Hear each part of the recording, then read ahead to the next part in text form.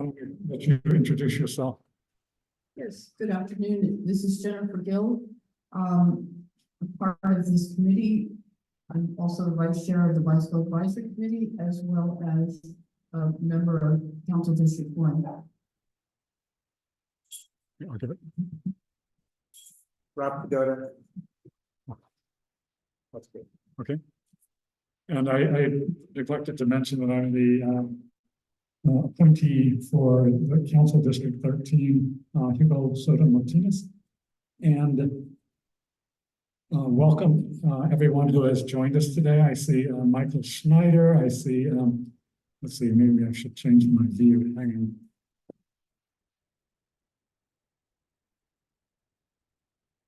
Yes, I see Johnny Schmidt, Danielle Caparas, Julian Virgil de Dios, and Don Amala, Matt Benjamin. Would any of you like to introduce yourselves at this time? Starting with Michael, who's on the committee. Michael Schneider, representative for Councilmember Yaroslavsky, CD5. Thank you, Michael. Okay,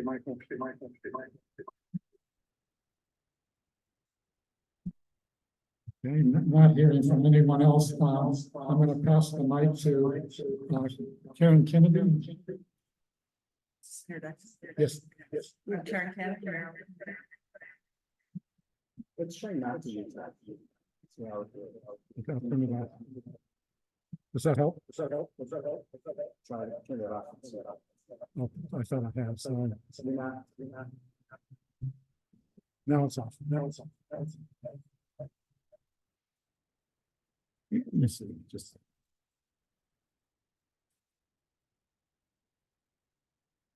Oh, sorry, we're just having a little technical difficulties. Okay. In any event, we now have 4 people in the room. We need one more, and we're not able to count Michael because of the Brown Act. So we're going to go ahead. The next item on the agenda is so we've called the meeting to order. It's called to order at 1:10 p.m. And Rob, have you started the recording? Oh, yeah, you did. Thank you. Yes. Okay, appreciate that. And then approval of minutes, but we can't approve the minutes yet because we don't have the quorum. So next item is public comment on non-agenda items. Are there any members of the public? We don't have any present in the room, but we have members of the public online. Would any of you online like to introduce yourselves? And I know we have at least one other person who's on the LA Bicycle Advisory Committee who's not on the subcommittee. So if you could please introduce yourself, Julian. Hi, everybody. Yeah, I'm Julian Virgil de Dios. I am the alternate representative for the DC Parks office.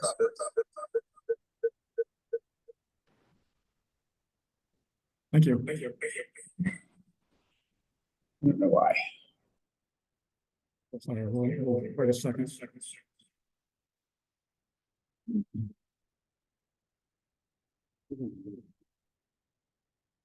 Usually that means that there's 2 different Zoom items open. So does anybody else have the Zoom open?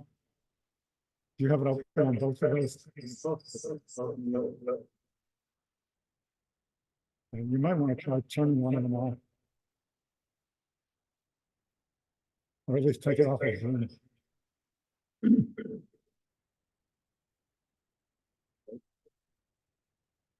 Okay.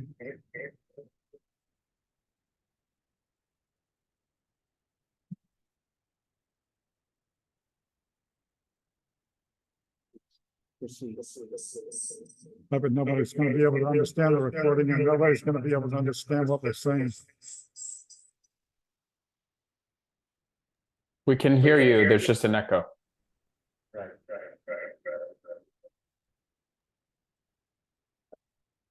Who's the call-in user? Maybe one of your phones is also connected?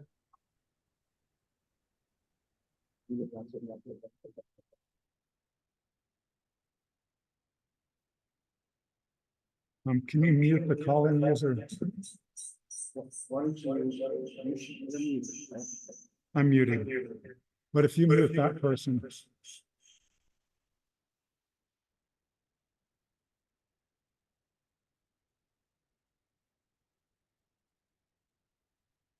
you know how to do that. If you go on the participants, you can mute them. If someone wants to make me a co-host, I can try to play with this. Okay, this doesn't show up.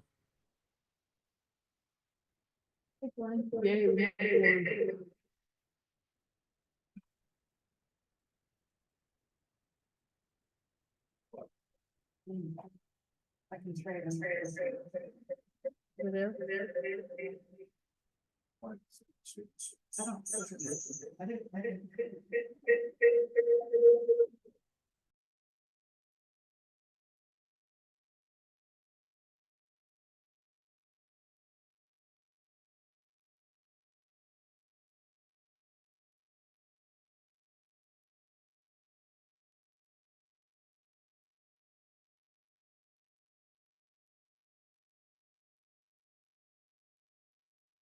On the Zoom. So my mistake. Whoops. Oh.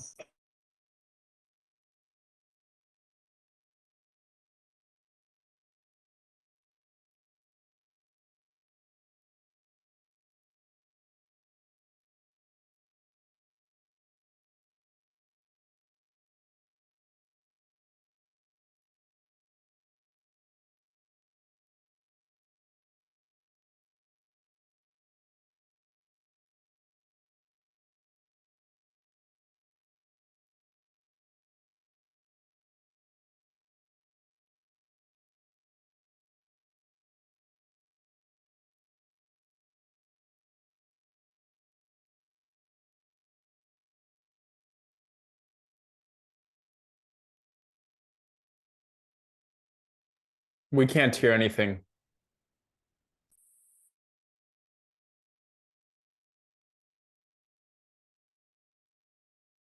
You're muted, Philip, from Zoom.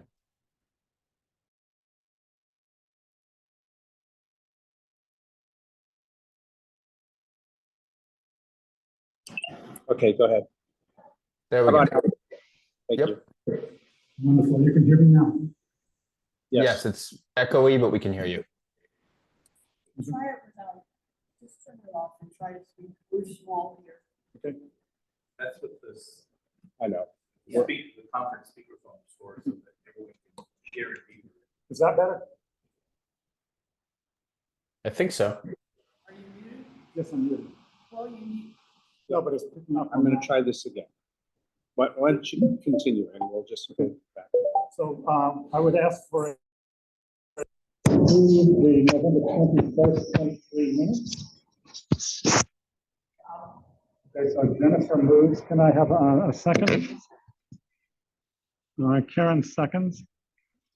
Any public comment on the motion on the floor to approve the November 21st, 23 minutes? If at any point anyone who's on the line on the Zoom wants to speak and be recognized, please raise your virtual hand if you can do that. And if not, I'm not sure. We'll think of something. Okay, so I'm not, okay, I see one hand from call-in user 1. Please unmute yourself and make your public comment on the. I just want to say I'm present virtually. Thank you. Thank you. Yes. That was Lionel. Call-in user 1 is Lionel. Is that correct? Yes. Okay, great. Okay, and then not hearing any other public comment. Is there any committee discussion on the motion on the floor? Hearing none. Jennifer, would you mind calling the roll? Yes. We have quorum. And we also have, I mean, just for Michael this Schneider. item, just call the roll to let people vote on the minutes. Yeah, just go through the list on the agenda. Who's here.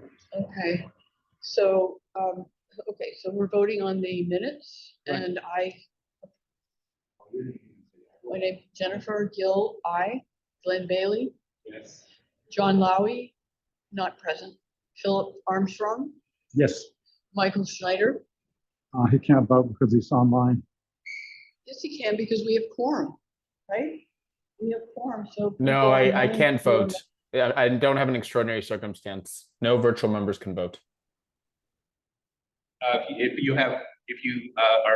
If you've been excused for AB 2449 childcare, elder care, or, Oh, Okay, thank you. sorry, very sorry. but we need to agendize approve someone joining via 2449. We haven't. Rob Cadota, Yes. Karen Kennedy. Yes. Taylor Nichols, not present.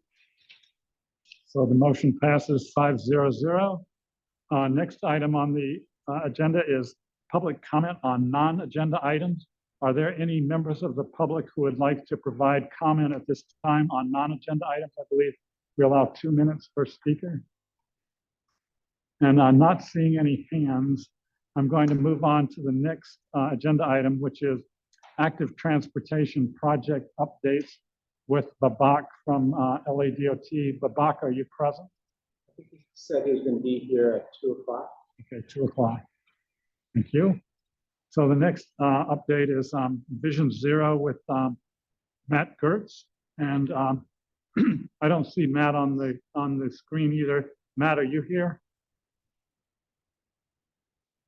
Okay, so since Matt is not here, we will postpone that item until he arrives, and then we'll postpone item 3 and other items with LABAC until he arrives at 2 p.m. So the next item is number 5, accommodation of cyclists when bike lanes close in construction areas. We need more research on council files and or city ordinances. And I noted that Glenn, Jennifer, and Curtis may have something to speak to on this item. Glenn, do you have any? So there was a council file that I think I was supposed to find the number and I didn't. I apologize. But I don't think that's I don't know that that's going to solve the entire issue.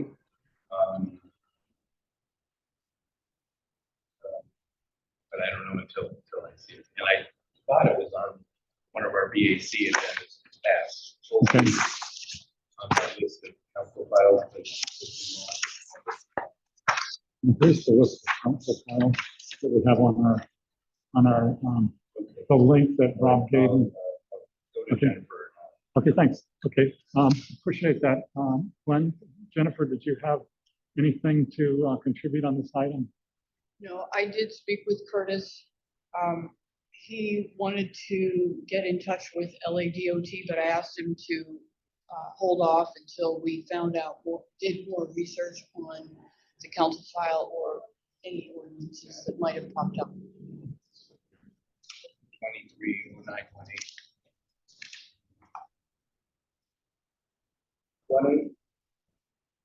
0918. Yes. You have it. It's on the list. My computer's not going to figure it out. Otherwise, I can look it up once I get it. So could we read that? Glenn? Thank you, Rob. Thank you.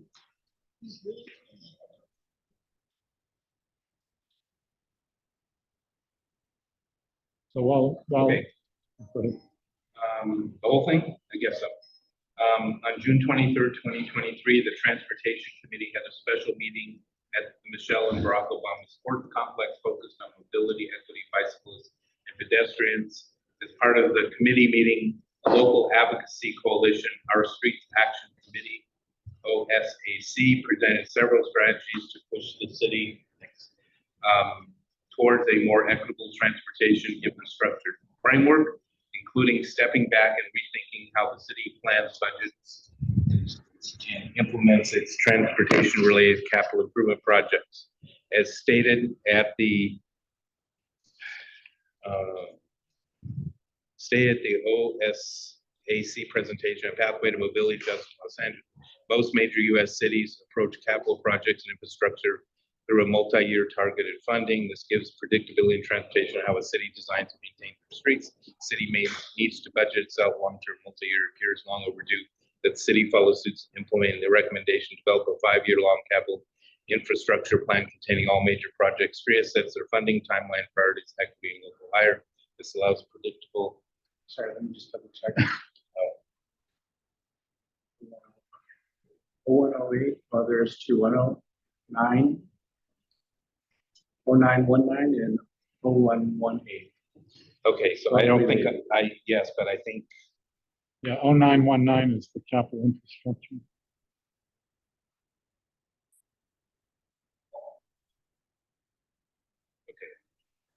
yeah, and they're both by Heather, but I think it's this one. Okay, disregard. So we can agendize this for a future meeting. And could you give me the number again? It's 0918. 230918. Yeah, this is 0919. Oh, okay. So I'm gonna.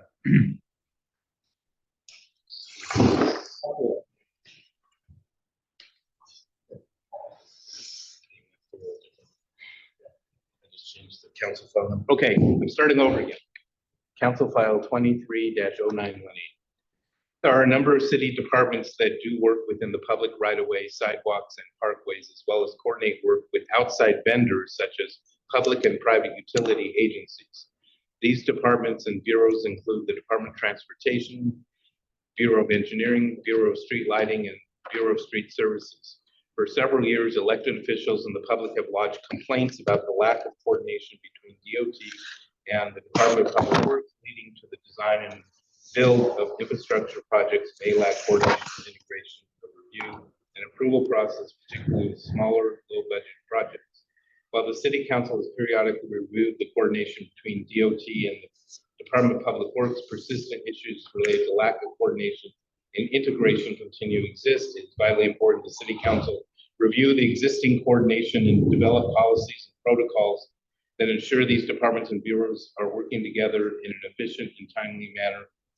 On behalf of the city residents, we therefore move that the City Council instruct the city legislative analyst with the assistance of the city administrative officer, Department of Transportation, Department of Public Works, and the Personnel Department to report back in 60 days on recommendations and best practices that will streamline and implement better coordination between the departments and bureaus who build and maintain public infrastructure and public right-of-way, sidewalks, and parkway by evaluating, reducing the number of steps involved in the approval process, providing clear guidance to the public and appropriate timelines for implementation.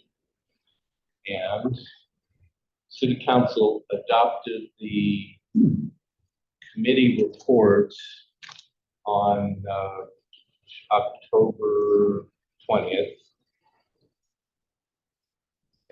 It's not here, but yeah, October 20th. No, it's 22. 20, yes.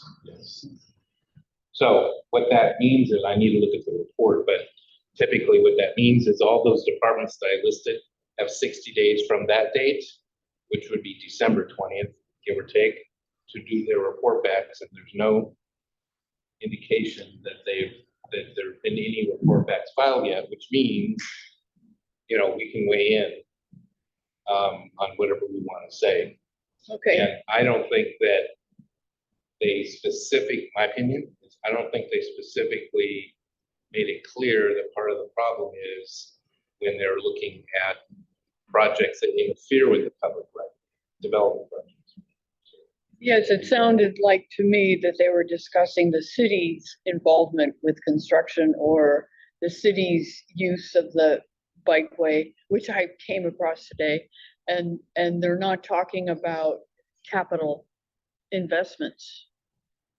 That's what I understand from this council Are file. you making a distinction between projects the city is doing and projects the city is permitting but not doing themselves. Yeah. So those would be public and private. But in other words, if I'm understanding correctly, when the private developers get permits, the city is delegating some authority to them to control the right of way in this case. And so in other words, even though they're doing it privately, they're doing it on behalf of the city. Did you hear that, Glenn? He's talking about, he thinks that whatever this recommendation is from the council file, that it probably applies to the private sector as well, but it doesn't specifically, I didn't hear it say that. What I was suggesting is that the city is the entity that controls the right of way, except on like state highways where it would be the state. But in other words, if the city permits a department and that allows the department to, not the department, but a developer to close the right of way, then they're not doing it on their own authority, they're doing it on the city's authority. So in other words, this council file would apply. So in other words, the department needs to control how the developer is managing the right of way. That's my reading of the subject that we're talking about.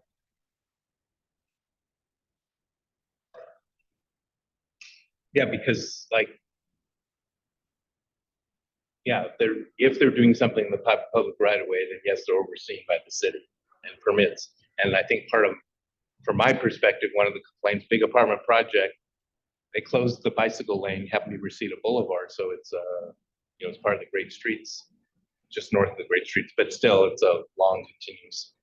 And they closed the bike lane without even getting permission from the city. So that's part of I think needs to be beefed up, that the city needs to, okay, so all the arguments we've said before, there needs to be advanced warning before you get to that point, alternative routes,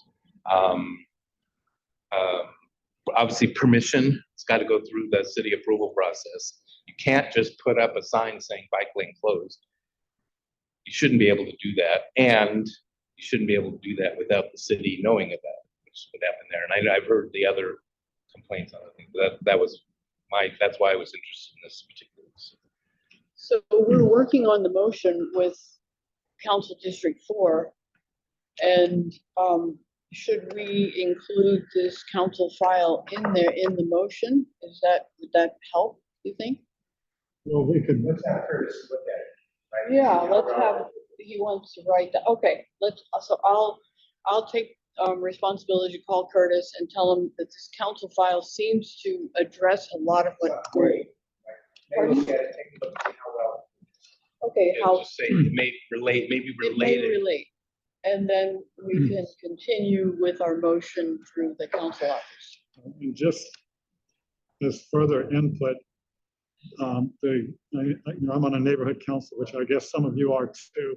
And the neighborhood councils have a mechanism for commenting or, providing input to the city on the council files, and that's to the community impact statement. Is that the same mechanism? Do we also file community impact statements? No, what do we? So we would just do a letter to the city council and the mayor. Into the council file, Okay. Departments, the mayor, etc. Okay, and so what my suggestion would be that if we have particular examples of where this is a problem, that we use those examples to point out, gaps or problems with the existing ways that that this is being done. So in other words, we can use those examples to illustrate what the need is for a more robust policy. And so that would possibly be the thrust of the motion. Okay. Oh, good. Matt Kurtz is here. Oh, hi, Matt. So do we want to make a motion on this item at this stage, or do? I think we're asking Curtis to look at 2018 and see how it relates to the issues the efforts that he's doing. So not yet. We're working on the motion. That's all like, right now, We haven't, Curtis has been working on something internally with CD4. yeah. And we're asking him to please look at how 2018 relates to his efforts. Okay, you're saying, are you speaking of council file 230918? Okay, sorry, when you said Sorry. 2018, I was getting a little confused. Okay, so look at 230918. See how it relates to his efforts. Okay, so at this point, we're not making a motion. So if we've concluded what we needed to discuss on this item, then we can go back to Matt and his report on the Vision Zero update. Matt, are you available now? Yes. Hi, everyone. Okay. Hi, Matt. Hi. Good to hear you. Yeah, So- good to hear all of you. We're both up in value. Go ahead. Sorry. Okay. So not too many updates, but did just want to bring to everyone's attention. I think we have you all on our Hollywood Boulevard mailing list. So I think some of you should have gotten an invitation to a virtual town hall meeting that we'll be holding on Thursday, February 1st at 6 p.m. So at this meeting, we'll be joined by Councilmember Hugo Soto Martinez, as well as Councilmember Rahman's office to discuss our Hollywood Boulevard Safety and Mobility Project. At this town hall, we'll be kind of unveiling our proposed street design for Hollywood Boulevard between Gower Street and going all the way east to Sunset Boulevard and Fountain Avenue. So we'll have time, we'll go through a presentation, we'll have time for questions and public comment after that. So just wanted to invite all of you to join us at that event and share it around. I'll put in a link in the chat for those who want to sign up to RSVP. We'll be sending out the Zoom link sometime this week. And then I've talked about our Reseda Boulevard Complete Streets project before. That's on Reseda Boulevard in the San Fernando Valley between Victory Boulevard and Parthenia Street, which has been under construction for the last several years. We're finally coming to a close. Resurfacing on the street is happening right now to prepare the street for the new protected bike lanes that will go from Victory and to connect to the existing protected bike lanes north of Parthenia to lead up to Cal State Portridge. So What is the that name of that construction, street, Matt? No, Reseda Reseda, and Boulevard. you said Victory to, Victory to Parthenia. Parthenia.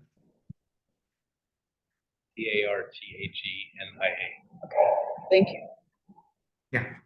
thank you. So we are currently working with Ciclavia to prepare a celebration event that will be taking place on Sunday, March 17th to celebrate the completion of the Complete Streets project. For those who aren't familiar, we've been working with the Bureau of Engineering and Streets LA on this project through the Complete Streets program. So it'll be a big celebration, and we will have some more information on kind of the hub locations, but we're looking at Reseda Park at Victory, and Reseda right now is one of the main hubs for the event, but stay tuned for more information on that. And Any idea of time frame? Yes. Oh, like all day or a few hours? Yeah, any idea? So it'll be sometime probably in the early to mid afternoon. So I think we're looking at potentially 2 to 5 p.m. right now, I think, but I'll have some more information on that in a few weeks. And I know that it overlaps with the LA Marathon, but I think since that'll be over earlier on in the day, there's not too much of a risk of overlap with that event. And it'll be St. Patrick's Day, so it'll also be a very good time to celebrate in the Green Park. So I think that's it for projects, but for our safety study that I've talked about in this group before, we've been working with our consultant, Fair and Peers, on updating our high injury network, as well as conducting a systemic safety analysis that kind of looks at all of our severe and fatal crashes and identifies common roadway characteristics and land uses to kind of put together a suite of common crash profiles, as well as countermeasures to address those crashes. So our contract is expiring at the end of this week. So right now we are just finishing reviewing some deliverables from Fair and Peers, and those are going to go up for review through our management. So I think we won't have anything to share until our management does their review and kind of gives the okay. I think the preview I can kind of give is we have a new high injury network. A lot of streets have stayed on it, and a lot have kind of fallen off with the new methodology that we used that I presented to you all a few months ago. And we've also been given a new kind of prioritization methodology for how to address different corridors and different intersections. Could you repeat that word, Matt? I have to take some notes, and I'm trying to understand what you said about the new network and phrenology or something. I couldn't hear the word. Methodology. Methodology. Okay. Okay, so it's vague, right? Matt, if you wouldn't mind, would you mind sharing with us the notes that you're reading from to incorporate and make it easier to incorporate your input into the minutes of this meeting? I'm not reading from any notes right now, but I can type something up. Yeah. We have a recording. Okay, it's recorded. Yeah. Okay. I'm taking the best I can, but yeah. No, I was trying to give you some help. Yeah, it's okay. Well, and the website has a lot of the pertinent information related to the Hollywood Boulevard. But we're talking about the high injury network and the system. While we're interrupting you, Matt, you had mentioned that we would get to comment on I guess it was the draft final version of the systematic safety analysis of improvements. And is that still in the cards? I'm sorry, Philip, I don't think it is, because everything just kind of moved really quickly since we just came up on, we're just very much on the end of this contract. So we're kind of just having the consultant finish up with our edits. But there will definitely be, this will go to city council at some point. So there will be an opportunity at least to comment at those meetings, but I'm sorry we weren't able to give you guys a sneak preview. Thank you. That's net zero. Is that zero? Vision zero? Is that what you're talking about? Yeah, he's talking about, so there's two aspects that we've been discussing, and one is the refresh of the high injury network, and the other is the can you say the name again? I get my tongue twisted around it. The systematic safety. It's called a systemic safety analysis Of something. Systemic AC. Oh, a proactive improvement. A proactive improvement. Safety analysis. Systemic safety analysis. Of proactive improvements. So in other words, they're doing an analysis and then coming up with. Oh, no, That's me probably. Okay, it wasn't me. Not with me. I thought I had muted myself.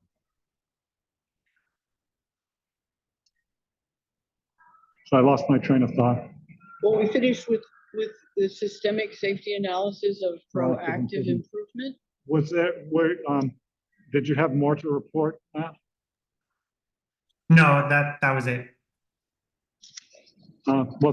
Thank you for that report. Yes, and if you can send us over a few notes, that would be helpful. I would appreciate it.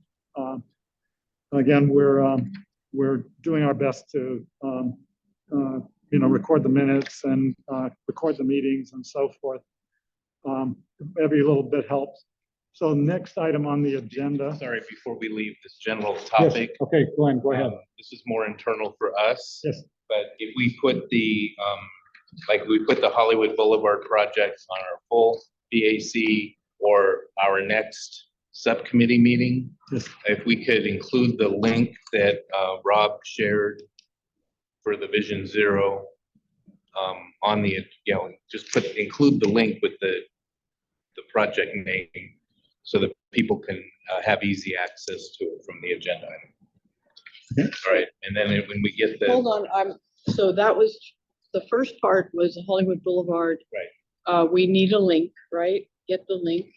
And then what's We the have, vision? we have the We have link, we the just link. have to put it on our. Yeah, so And Matt has put the virtual meeting in the chat. In the Zoom chat. Oh, great, The virtual meeting, great. That's the town hall on, February 1. okay. Oh, great, I'm glad I signed on. wonderful, thank you. and then the anything- Vision Zero, you said, Glenn? What was No, that? it was the Hollywood Boulevard, all the same thing.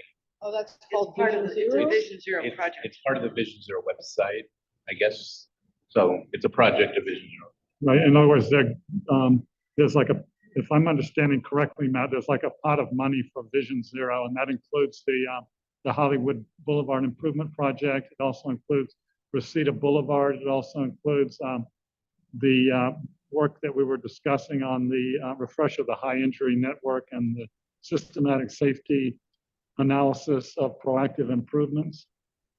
So this whole Yeah, thing is so- about Vision Zero. So Hollywood Boulevard is the project that we will be paying for with our Vision Zero money. That's correct. The Reseda Boulevard project is part of the Complete Streets project funded by the Bureau of Engineering. And then for this, for the safety analysis and systemic safety analysis, that is being paid for mostly through a grant from Caltrans for a local road safety program. Thank you for that clarification. And then just for the record, I guess everyone who's online can see it, but I guess just for the recording then, that the RSVP for the Hollywood Boulevard project is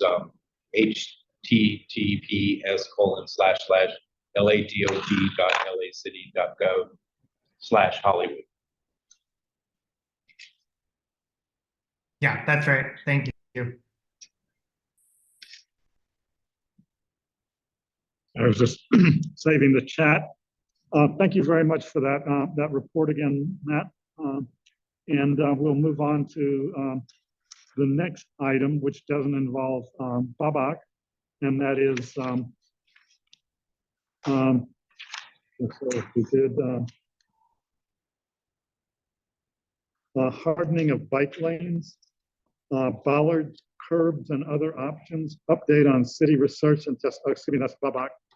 Next is item 7, active transportation infrastructure capital improvement plan, council file 230919. Does someone have an update on this? And I believe this council file was passed by the city. Is that correct?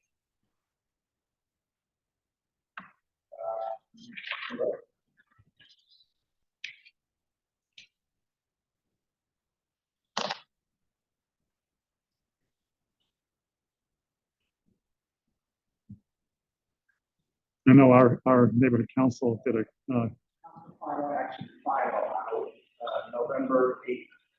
okay, so November 8th, this was the final action was taken. And as I understand, that was to instruct the CAO to do a report. Okay.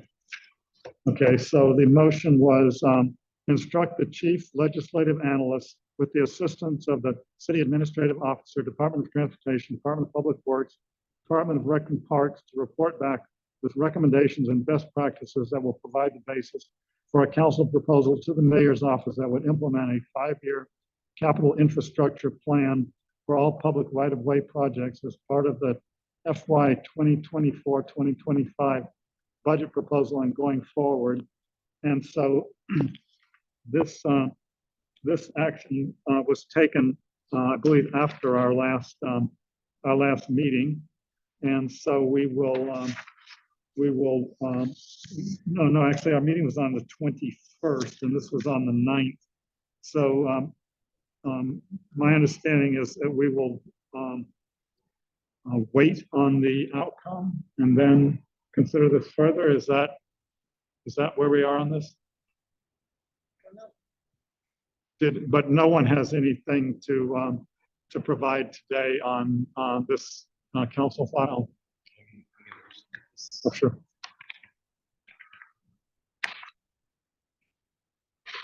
There were, following that date, there were 2 CISs submitted by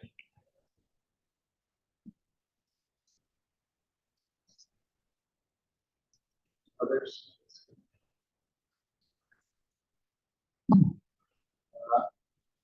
That was submitted by Silver Lake Neighborhood and Rampart Village. Yeah, I submitted one of those. And so we were a little late, but better, and they can always consider our input later. It does, you can confirm it. It does seem like we're still waiting for report backs from the various departments. Right, that's the, so the council file is completed in the sense of they've carried out what was in the motion. And now the next step, would there be a new council file when they bring the report to it, would come back into the same council file?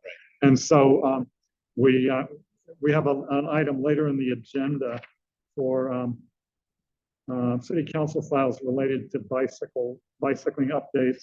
And I believe this one is on that list. Is that right, Rob? Yes, and so we will be monitoring that council file along with the others under this this item number 13. So next, moving on, we have Century City Bikeway Network Plan. Does anyone have any input to provide, any report to provide on Century City Bikeway Network Plan? Okay, so no report. That was CD5, Jonathan. CD5 that brought that, or Jonathan, Weiss? yeah. I haven't heard from him. I'll call him. Okay, item 9 is also LABAC. Item 10 is LABAC. Item 11 is Streets for All update. Michael, do you have your update for us at this time? Sure, happy to. I'm just comparing to what I already updated the BAC in December to make sure I'm not redundant here. So first of all, we do have a mobility debate tonight for CD10. So those are candidates running for CD10. That's via Zoom at 5:30 p.m. tonight. The link is on streetsforall.org for anyone that's interested. Our ballot measure is now officially called Measure HLA.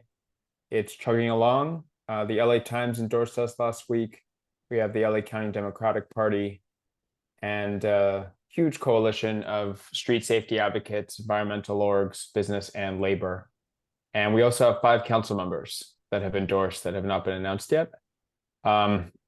Whether or not you vote on HLA, I encourage everybody to vote. We're expecting turnout to be abysmal at about 30%. And so we hope everyone votes. And obviously, in the context of the Bicycle Advisory Committee, we hope you vote for Measure HLA. The Venice Boulevard motion I mentioned last time has now passed out of the Transportation Committee as of last week. I think it will go on consent at City Council. This would get protected bike lanes all the way to Arlington. And then, as I mentioned last time, I'm working with CD1 and CD14 and CD10 to get people on bikes safely all the way to San Pedro and downtown, not via Venice, but a few blocks to the north via Country Club and eventually 11th Street. And that plan now has the support of every neighborhood council it needs, including, as of 2 weeks ago, the Downtown LA Neighborhood Council. Beverly Hills is installing protected bike lanes on Beverly Boulevard at our border near Doheny and Beverly Boulevard, and that's going to happen this month. The Bionda Creek Bike Path extension is chugging along. We finished our feasibility study on December 28th and delivered it to the city. CD10 very quickly introduced a motion directing the Bureau of Engineering with assistance from LADOT to apply for ATP Cycle 7 to actually construct the thing. And that passed unanimously at a T committee last week. So our expectation is that the city will apply for construction funding this June to the ATP program. We'll see if we're awarded it. But if it's awarded, I think there's a chance this could get done by the Olympics. We'll see. And the last thing I'll mention is endorsements. So if you care about safe streets and bikeability, Streets for All has started to make endorsements for this round of the primary elections. And so far, we've endorsed Nithya Raman in CD4, Marquise Harris Dawson in CD8, and Serena Oberstein for CD12. That's all I've got. Thank you. Just by way of clarification, when you mentioned measure HLA, that's the one to implement the mobility plan when streets are repainted. Repaved, yes, that's correct. Okay, and sorry about that. And then the election that you referred to, when this is going to be on the ballot, that's in November. It's March 5th. March. Okay, just wanted to make sure. I'll put it on my calendar. Thank you. Thank you. Okay, so moving right along. I don't see LABAC yet. Does anyone see LABAC? I don't want to hold him up. Not 2 o'clock yet. No, I understand, but it's close enough that he might show up. But anyway, moving on to the next item. This is item 12. How can we ensure that there is public engagement and notice before bike lanes are removed or removed from approved plans? And this was Karen, and there was a Streets blog article. We also wanted to get information from LABAC on Neptune and whether there were generic procedures. Karen, do you have an update for us? No, I mean, we got the response from LABAC explaining the history of the ones addressed in the Streets blog article, and I think if there's follow-up, it'll be from LABAC if you learn anything more. So he might be doing follow-up today. Oh, great. Yes, if I forget, please chime in when he's giving his report. Okay, anything else? Nothing else? Okay, so moving right along to item 13, which is city council files related to bicycling updates. Are there council files missing that should be added? And there's a linked list here. And are there council files that should be removed? Which of these files should planning and engineering actively monitor? And who wants to be the point person for those files? And which ones do we think are more related to the advocacy and education subcommittee? So I was looking through this list and I noticed number 231210 was passed by the city council. And, presumably some of these going back, a number of years have, subsequent actions that have been taken. So it might be useful to put this information in a spreadsheet and kind of show some of the information, but I'm not suggesting that anyone should do that. It's just when I look at the list, it's like some of them I'm familiar with and some of them I'm not. And it would just be, if we're going to be talking about these on a regular basis, it might be useful to have more information at our fingertips. Right, so for me, I created a notebook with these, and then I printed out the status of them, and then the motion itself. I'm not sure a spreadsheet is going to be particularly good. It's just, I find spreadsheets awkward, very difficult to print. However you want to see. So since I kind of started this growing list that keeps growing, which is okay. Part of it was to show that some great motions get introduced and then nothing happens. And so over time, I mean, council files expire after 2 years of inactivity. So part of it was my hope as chair to sort of motivate the different subcommittees to choose the one that's under their purview and maybe kind of push it along. So I'm willing to continue to be involved with that. I agree with Rob as far as the spreadsheet to a certain degree. If we can figure out a way where they're listed, and there may be a link to a spreadsheet, but what I think we should avoid is the need to have to continually updating it. But certainly once something has, like the council file has expired, it's a good idea. The one that sticks in my mind was the bicycle traffic school one. Nothing happened on, but it doesn't mean it's not a good idea that maybe could be picked up, by another council member or by even a state legislator, maybe a state bill. So maybe those could be moved down into the inactive listing and keep the active ones, maybe on the top. And that maybe on the spreadsheet, we only list like the council file number, maybe date introduced, that brief description, or maybe the city clerk's description, maybe the committee that it's been referred to. Yeah, I think we could do some of that on here. I think that, and I think for us, which subcommittee is it active in, we can easily do A&E or planning and bikeways engineering, just as a more comprehensive. And once they're expired, yeah, I was okay. Julian mentioned Asana as being a way of tracking.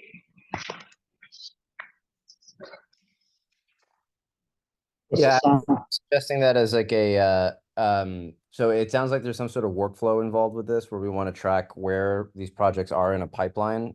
Asana is potentially good for those kinds of things, for being able to move them through and also tag them with responsible parties and different things like that. I don't know if that's a suggestion anybody had come up with. I'm willing to take a crack at like putting all these in there and seeing if anybody wants to play around with them. Yeah, I think one of the complexities might be that every council file is going to have a different pipeline. Okay. So in other words, it's not going to be, it's not like a construction project where it has to go through certain phases. So like on the one we were just talking about with the capital infrastructure plan, they're going to, they're asking for a report back. And so there's going to be a report, but other ones have, it's just not a linear process. Yes. I mean, so I think if we could decide which subcommittee they go to, and the subcommittees figure out how best to track them, or maybe they're individual people who track, that would allow us to have them update this living document. Can we discuss that during the retreat? Okay, so we'll. This is a Google Doc, so. Okay.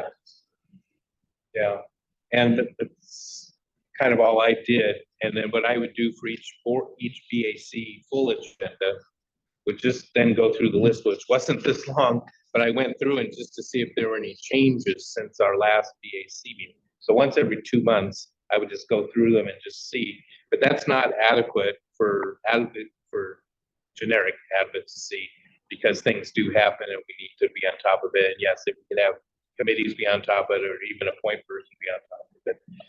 So this does it because it's got the link to the council file. By the way, I see you do have the Venice Boulevard one on here. And we might want to, we don't know how quickly that'll be considered by city council, and we might want to tentatively, I mean, I think Michael said next week, but I mean, our next meeting is February 6th. right. So my thought was maybe we could agendize this one. And, you know, yeah, for the BAC and just take a position on it. We don't, it's not on our agenda specifically here. Well, I think council files are, so.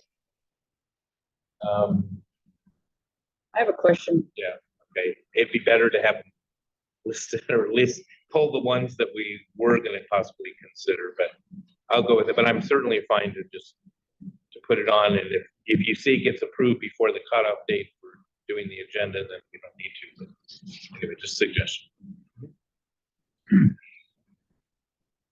I have a question for the record for Michael and Karen regarding Venice Boulevard. I've never been asked. Oh, good.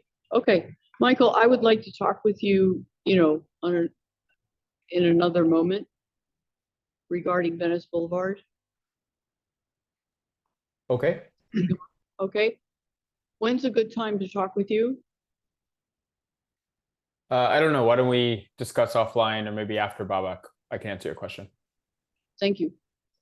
Great, thank you. So, Babak, we're going to go back on the agenda to item, let's see, item 3, active transportation projects. Do you have I'm understanding you have an update for us? Yeah, I've got a number of updates. We have we're going to be kicking off the outreach for Lancashire between Chandler and Magnolia for protected bike lanes soon. It's going to be integrated into part of the Chandler cycle track. And right now, the best estimate for when that is going to be completed is about 18 to 24 months. So the first phase of that is a one-way bike lane to be implemented along the Chandler Gap Closure Project in North Hollywood. And that's funded. And then phase 2 is a two-way protected bike lane on the east side of the street. And we're working with CD2 to identify a funding source for civil improvements and signal modification. And they're going to start, we're going to start doing community outreach in the next few weeks. Then there is the rail to rail connection down by 67th Street and West Boulevard. We're going to be starting outreach on that soon as well. Streets LA is going to be leading the pavement and sidewalk repair for the rail to rail connection project. So that's going on. There's another project where we're going to be implementing new bike lanes on Lincoln Park Avenue near Lincoln Heights in a couple of months. I don't have the exact segments of that just in front of me, but I can find that. Are those class 2, Babak? My only note is that there's new bike lanes. I don't know exactly, but I could follow up and figure that out. It's not my project, so I don't know, but I can figure that out. There is the annual Affordable Housing Sustainable Communities Grant that we are working for. That is a city application that's led by the housing department, and a number of city agencies take part, where the state has money through cap and trades funds. And the city has gotten a lot of money for bicycle infrastructure through that project in the past. The applications are due in March, and there have been 4 project sites that they're looking at. One is in North Hollywood in Council District 2. Another one is in downtown LA, which is in Council District 14. There's another one in Crenshaw Expo area. That's Council District 10. And then there's another one in CD 14 in the Mission Road Valley Boulevard. And they are currently working on developing a project scope for that. And then the Bike Corral Expansion Program, which is a federal grant project, which is for 30 bike corrals to be installed throughout the city in 2026. That would be about 2 per council district. 24 out of 30 of those locations are in the design phase. And we're looking to finalize the design for all the locations by late February, early March to meet installation deadlines. And then my project, the West Side Mobility Project, I just worked with, I met last week with Julian and Kent and Rob and Brennan, CD 11 BAC representatives of present and past, and talked through a number of conceptual corridor design options and intersection design options. I think we had a pretty fruitful meeting. Looks like Rob is here. He could probably tell you more about it. And Julian was there too, actually. And we have construction funding for 2 of the corridors that are supposed to start next year. And then we have 2 others that there's funding, we have to apply for funding for it, but there's money for them. So we're working on that. We have an outreach event where we're going to give an update tomorrow at the Sawtell Neighborhood Council on the Santa Monica to Westwood corridor. That is the corridor that is often referred to as the Ohio corridor, crossing the 405 and trying to make it safer for everybody on the street. So that's what we're looking at. And then excuse me, Babak, you mentioned the Ohio corridor. I understood that there's also a Caltrans project going on, and is that integrated into the West Side Mobility Project, or is that separate? Yeah, so there is great question, Phil. There is the Caltrans project, which is on Santa Monica Boulevard. For those that don't know, Santa Monica Boulevard, and that stretch is under the jurisdiction of Caltrans. Caltrans has a project where, quote unquote, connecting the Ohio's, because Ohio, it's not a perfect grid, but basically it crosses Santa Monica Boulevard. And Caltrans is working on doing like a protected bike facility and bus only lanes for, I think it's like a 5 or 6 block stretch, but basically connecting the Ohio's. And we have met with them and have talked to them, and just to make sure that there's like coordination between those 2 projects.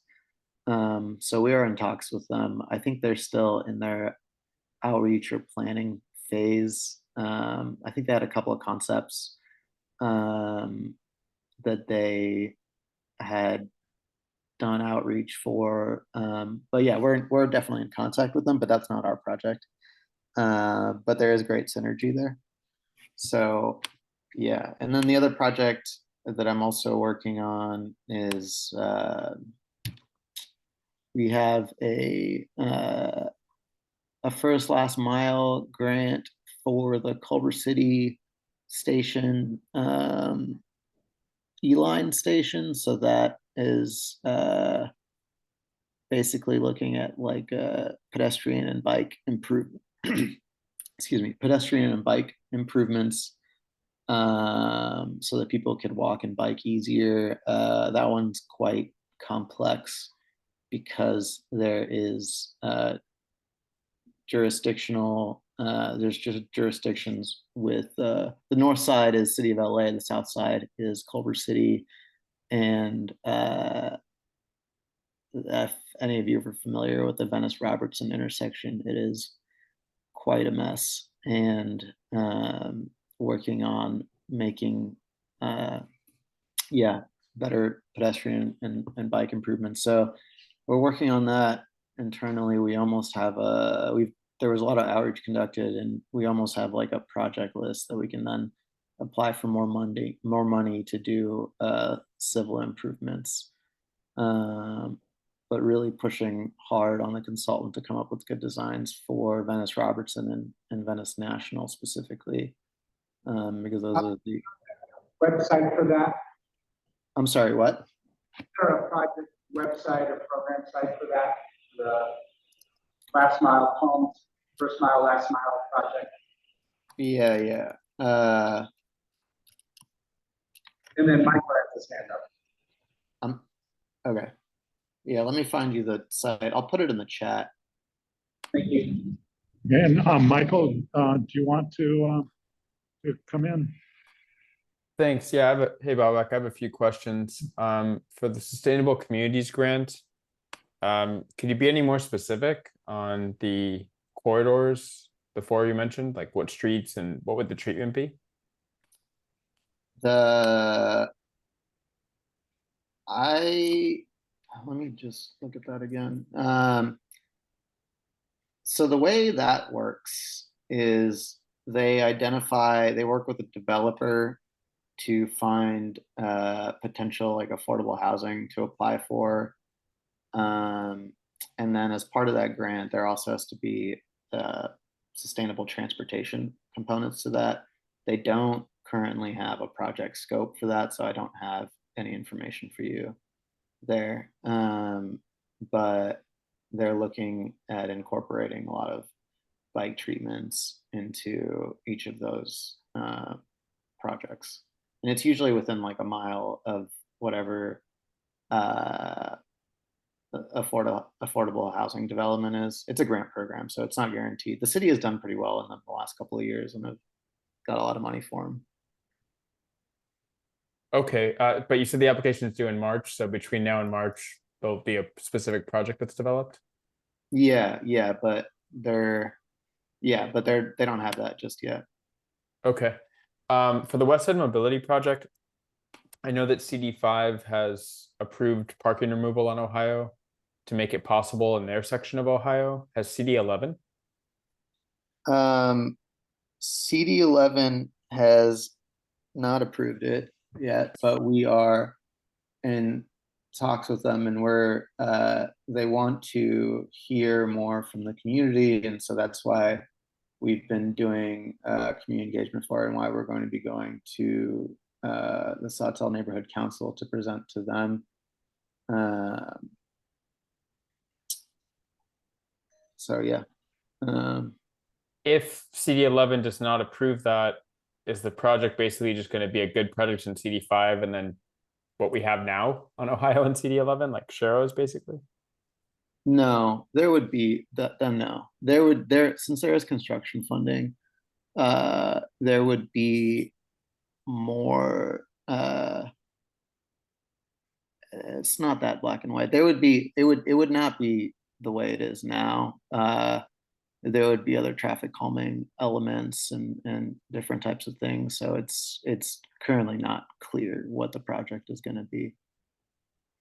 Okay, but it's a narrow street, right? I mean, there's parking and there's one lane in each direction and not a lot of room to work with. So unless parking is removed, I don't see how this becomes like a safe bike corridor. Yeah, there are like different traffic calming improvements that could be done that would slow down traffic and reduce volume and this and that. And we're kind of exploring all of those things. Okay, I hope you're exploring a diverter because I don't know what else could make an impact. I wanted to ask if you have any update on the low stress corridors project that won money. That's a Severin. Severin's on paternity leave, but I don't have any updates on that. Okay, Yeah, I don't have an update on that one. okay. And then lastly, the first last mile grant around the Culver City E-Line station. Are you specifically going to be adding protected bike lanes to Robertson and to National, or what is that for bikes? So well, right now this is a planning and engagement grant. And so we have money for that. And Culver City, this was a shared grant that was applied for between the city of LA and Culver City. The city of Culver City got money to do infrastructure improvements, which I think they're looking at doing. You'd have to talk to Culver City, but they're looking at doing some sort of protected bike lane on Robertson in their jurisdiction. I don't have the most up-to-date information, but that's what I heard they're going to do with it. In the city of LA, the goal of the project is to get people to walk and bike more safely to the station. So I think National is one of the things that we're looking at, but really it needs more. That would come with additional. We don't have like baked in project ideas right now. So that's still being kind of fleshed out. Okay. Thanks. Mm-hmm.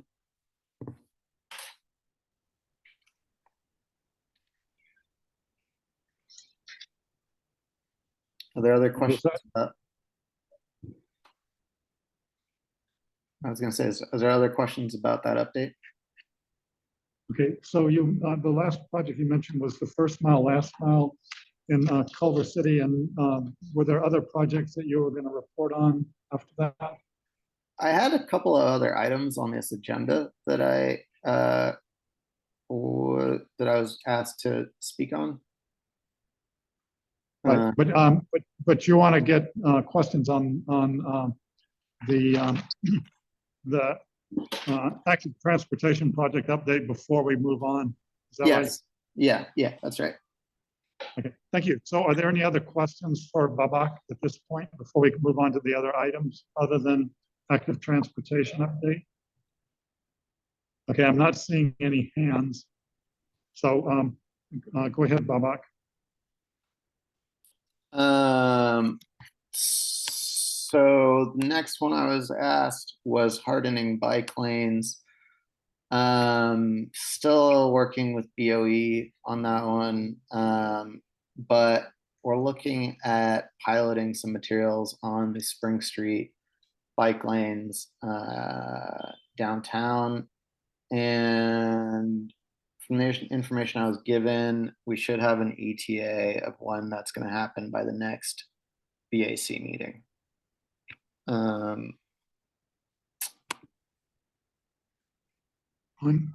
that item, you had asked me if the BAC had any input on pilot areas for hardening bike lanes, and I mentioned that I think it was Rob, oh no, it was Michael said all of them, and Rob said since he said that there weren't that many projects with protected bike lanes, that we could try the hardening all of them. And then Rob said 7th and Figueroa, if I recall correctly. And so was that information helpful at all? Yeah, I shared that with the, I guess, the PM or the person who's the DOT lead on this. So I'm not exactly sure how he got to his decision, but how the decision was made to pilot on Spring, but I did share that with them. Thank you. Yeah, thank you. Can I? Sure, go ahead. This may or may not be related, but I noticed that some places where there's protected bike lanes and the parking is designated, travel lane side, that in some locations the food trucks are taking advantage of that and basically making it a nightly operation. And what that means is that there's a lot of traffic flow of people, customers standing in the bike lane, going back and forth the bike lane. And I can't think of what the solution would be, but it might be something that it's unique to protected bike lanes because of that design. And it's one of the vendors even put a cone saying that the lane was closed. They didn't want bicyclists going by their operation. So anyway, I just want to bring that to your attention, and I don't know if that's part of the purview of hardening, but it's a problem with some of the protected bike lanes that I've noticed. Thanks. That's why I have a very loud horn as I approach. There's a new app for this. Have you seen that app? I meant to. Get out of my bike lane. Yeah, something Bike like lane uprising. that one. Bike lane uprising. You should download it because I'm going to use it all the time. What is it? Bike Bike lane lane uprising. uprising, and it's free. And anytime you see anything, they said anything, city or private or whatever, and like that what you're talking about, but Anything obstructing a bike lane. yeah, anything You report it, obstructing it a goes bike into lane. database. It's a national bike database, so it's not flimsy little LA, flighty people. It's serious, and they have. It's very. I'm sure AI is, involved in it as well. So we can put information into it. Can we get information out? I don't know. Try That'd be it. interesting to know. Yeah, No, I'm try it. just saying if you have, I'll probably not be using that, but if you happen You to should know, use it. okay. Anyone who complains, get it. I think you because- can go to their website to see data, like gated data. Okay, thanks. I appreciate that. Aggravated data. Aggregated. Maps, whatever, showing where. Thanks. So I will Go ahead, say, Bob. I will say that this was a concern when we put the Venice bike lanes in, particularly at there was a number of food trucks in front of like a Smart and Final in like the Palms area, and what we did was we put a bunch of signage nearby, like in the area, just kind of like communicating how to use that space, and how it needs to be free for bicyclists to go through. So if you have locations that you think those signs should be placed, we would definitely welcome that. And that would be, Figueroa. yeah, I mean, if you want to maybe share that with Philip and kind of in like an organized way, then I can make sure that we get those types of signage out there. And then in terms of like, enforcing it and all that stuff, I think I would reach out to like 311 for that sort of thing, and then they will direct So it. you're not connected to Bike Lane Uprising? That's not a city. That's a. I know. Okay. Oh, I just was. Can I finish? Yeah, sorry. Thank you. So, do we need to connect with these guys? I mean, they're a national group. Do we need to, 311 is not doing much for us right now. I've tried it. And I'm a bicyclist. I ride all over the city and I'm constantly getting thrown out into traffic. And I'm getting tired of it. I want to make a motion. Yeah, maybe I should.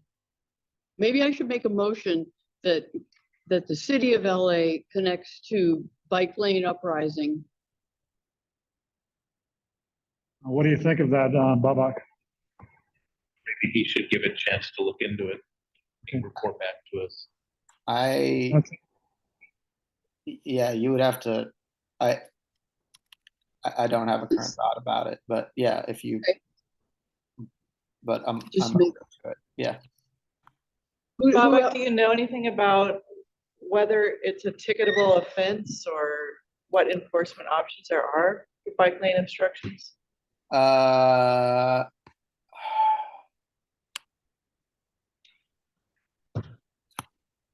Not off the top of my head. Not off the top of my head. If it's a car, they ticket the car, but I don't know about. Okay, because I'd Yeah. heard informally that they weren't even ticketing that, and I didn't know if that was. I've seen cars ticketed. But that's the car that's part of the condition. Right. Yeah. We'll come back to the motion from Jennifer, but you were asking about giving you input, so perhaps this uprising app would be one way that we could look into where we would, if there's aggregated data, like Karen said, that might have information about intersections where obstructing bike lanes is a particular problem. Yeah, that would be helpful. In the interest of time, the other items that if we're finished with this item, the other items that I saw that you were going to be providing input on are item 9 and 10, which is Expo Bikeway Northvale Gap update and permanent street, slow streets update, and then also under number 12. Karen, were you saying there was additional information that we wanted to get from Babak on that? Well, I just saw that there's a note in the minutes that Babak was going to check with Neptune. I don't know what Neptune refers to. Well, it was generic procedures that may apply to Neptune and may apply to others. So let me give the floor back to Babak. Yeah, so I checked in with the Expo Northvale Gap team, and they said that there is no update from the last time I shared an update on that. Thank you. Yeah, for the Slow Streets program, so I think all the remaining phase 2 treatments were all installed, and basically now the way it works is if people have concerns or would like slow street treatments, it's been integrated into LADOT's toolbox to help manage speeding, and people should reach out to their district office to get, just like they do for other sorts of traffic or concerns. They should reach out to their district office. Okay, you mean the council district? No, I'll share with you the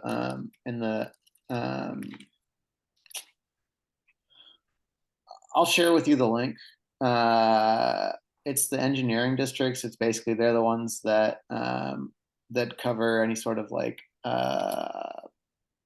requests for like traffic calming or blue curb or red curb or things like that. So let me get you the link. And is there, so that's the link of who to contact, but is there a link that gives more explanation of the circumstances of when you could ask for a slow street and what the process is for getting one? Because I'm on a neighborhood council and we wanted to do a slow street, but by the time we got our application in, they were, like full up, and I've never heard it re-announced that it's available again. When did you all do that? When they first started, during COVID, when they first started with slow streets, there was an application, and then the applications got filled up really quickly, and I never saw again where people could apply, and you had to have, there were all these requirements, like there had to be like a certain number of intersections and so forth, and we have a very small neighborhood council area, and so we don't have as many intersections as you wanted. Yeah, so I would contact the district engineering offices. I put the link in the chat, and if you, there's I think 7 or so district offices, and you can find yours based on the link that's there. And if you contact those offices, you can request for those types of treatments. Right, thank you so much. Yeah. And then I think lastly there was the Neptune one, which I think I shared last time, but basically that particular one, there was community outreach that was done. There was community outreach that was done for Neptune. They worked with the council office.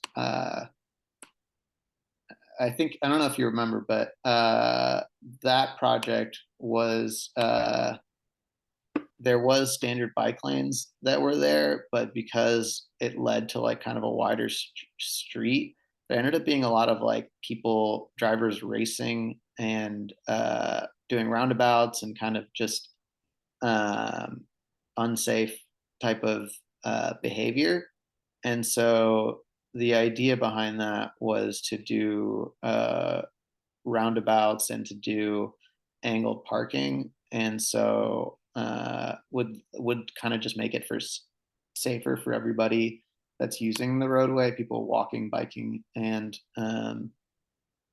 driving. And so that was the thought process behind that. And there was community outreach that was done, and the community actually wanted that sort of improvement because they thought it would really curb that type of dangerous driving behavior they didn't want.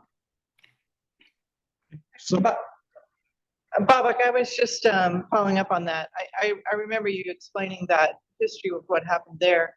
I think what we were felt we wanted to know more about is for future reference, like what's the protocol if a bike lane is going to be removed? And I appreciate that in this situation, the community thought it would be safer, but I worry about situations where we see a lot of NIMBYs who think bike lanes make things unsafe, but they're really just pushing for more car lanes. And so when I hear, oh, the community thought it would be safer, I get how in this Neptune situation with street racing being a problem, I may or may not agree because I don't know that area and whether there would be a different way to protect bike lanes and avoid street racing, but that's water under the bridge. I'm just thinking more about what's the protocol when somebody wants to take out a bike lane, even if the local neighbors think, oh, well, we would rather have a car lane than a bike lane. We think that's safer.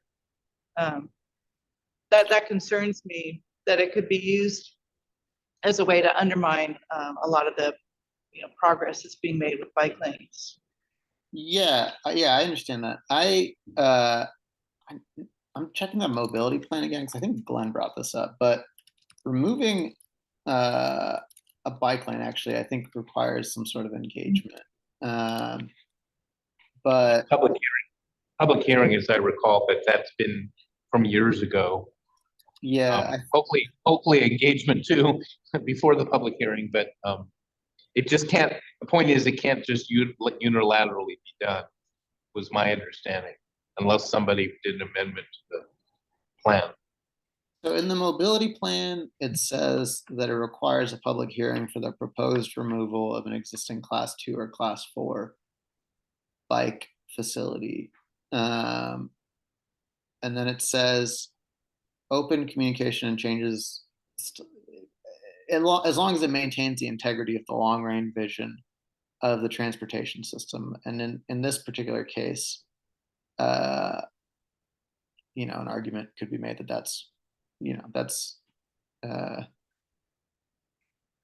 it seems like that's what this particular case was about. But so it sounds like, to your concern about if NIMBYs wanted to take it out for auto lanes, the mobility plan is not saying, is not encouraging that. And first of all, they'd have to do a public process, but also it would have to, meet the spirit of what the mobility plan is trying to say, which is a multimodal, transportation future. So I'm gathering if this was approved, then that meant that someone looked at the mobility plan and that particular aspect of it and decided that taking out those particular bike lanes would not affect the overall connectivity or overall sustainability or mobility of the network. Is that correct?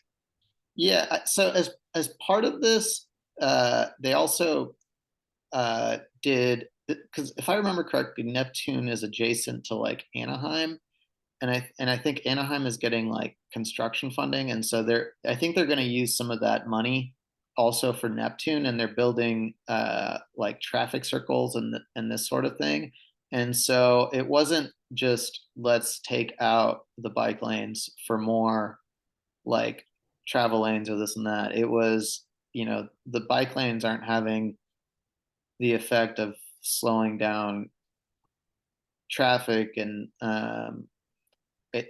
it's kind of increasing the space for this type of auto behavior, and so it's kind of working holistically to kind of come up with something that works like that way. Yeah, I just hope there's someone in the decision-making process that's familiar with the mobility plan and the mobility of bicycles, and as part of the complete picture of mobility in that area. Yeah, I mean, I'll also tell you, I have not worked. I haven't had anything that I haven't been told to take out a bike lane anywhere where there isn't like I haven't worked on anything like that. I think this is like a very special, case.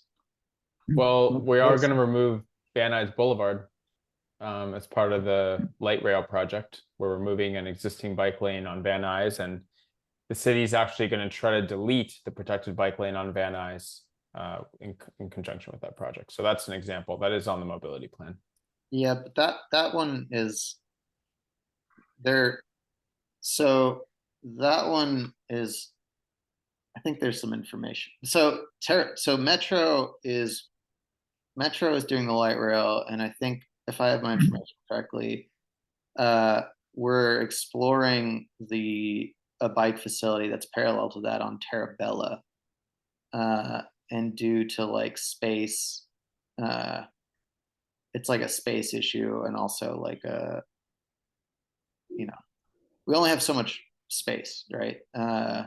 And so I think in that particular case, it's like a mitigation that Metro is working with the city. That one's like first of all, it's like a Metro-led project of doing that. And second of all, they have to they're paying for all this stuff for the city to do the Terabella bike lanes. Yeah, just to be clear, the Terabella does not parallel Van Nuys for the extent of Van Nuys. It cuts off and it's incongruent. And, space is relative. If we remove parking on Van Nuys, we'd have plenty of space. So just saying. Yeah, I get it. But what I'm trying to say is this is not we're not just sitting around what, you know what I mean? There's nuance to these things is kind of what I'm saying. And I don't know the extent of all of Terabella, so I don't want to speak out of turn, but I don't know all the extent of that one. So, but yeah. Bob, just for everyone's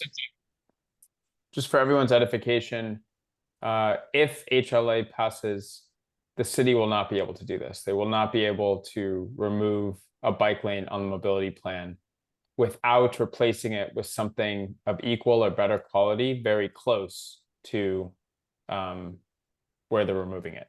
So for example, this Terabella Van Nuys thing wouldn't fly if that ordinance passes.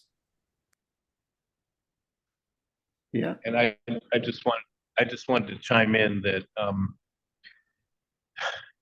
okay, in general, I concur. As far as we know, it doesn't happen that often. But I'll throw another example in. I think I may have mentioned this when we discussed this before, and that's on Mason Avenue. There was a school, and the parents, I guess it's issue of parents lining up to drop their kids off, and you know how long those lines can be, and that there was an issue of them lining up on the bike lane, and so they said, rather than them getting tickets, let's take out the bike lane. So that was an example. Wow. Jeez, sorry. And it may have not been forever, but even if it's for a year or something, I mean, you know, there should be a process respected. I do want to say, since Van Nuys Boulevard is very important, that during the Metro hearings on the project, the bicycle advocates spoke every single time about the bicycle lanes, and Metro basically dismissed that. So I realize Metro can do that because they don't have to follow the city's plan, but it is a city street. It's not like a Metro street. It's not a Caltrans street. So it would have been better, in my opinion, if in the whole project, during the genesis of the project and the whole EIR process and hearings, that this all have been actually dealt with at that time, instead of essentially now after the fact. Not after the fact of it being built, but after the fact of the public process for the project. Just my 2 cents, but thank you. Thank you, Glenn. Babak, did that conclude your remarks? Yes. Well, thank you very much. We appreciate you giving us your time and energy. And Sorry for the explosion. That's all. It's all part of the deal, right? yes, so any help you can give us with the minutes would be appreciated. Thank you. Yeah. We'll get on it. All right. Thanks, everybody. Thank you, Barbara. Thanks, Yeah. Barbara. So did you want to go back to your motion? Oh, You were making yeah, a motion about, thank you. you're welcome. Uprising, what is it? Bike Lane Uprising is the name of the You app. make it, she's a lawyer. Well, if you want. Is the desire to make a motion about enforcement, or That LADOT considers using the information, something like that, where, you know, he said, oh, just call 311, and I went, what? You know, I've done that, and so this one's very seriously considering how, you know, if there's obstruction, then we report it, and it's recorded by license plates, by photographs, and probably handwriting. I haven't done it yet, but they said to use I've photos. done it. You have, so, and now you're talking that now we can get a list, maybe of LA, of where this is happening. I don't, And so we need to get LADOT involved with this list, right? Yeah. May I suggest we also include LAPD traffic divisions as well? Okay. because the idea of contacting 311 is hopefully somebody would do something. They don't, to remove the how can you obstruction. do it?